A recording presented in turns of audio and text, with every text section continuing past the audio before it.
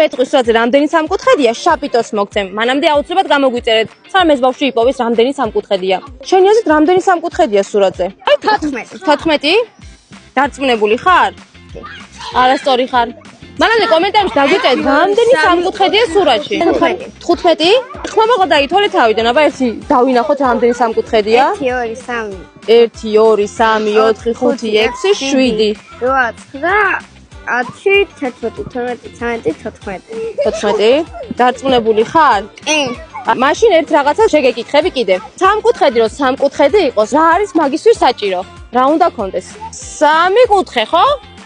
ხო. კიდე რა უნდა კონდეს? კიდე? სამი გვერდი. აჰა, სწორი ხარ. მე აქ რაც ხედავ. აბა შენი აზრით. სამი გვერდი როგორი უნდა იყოს? 4.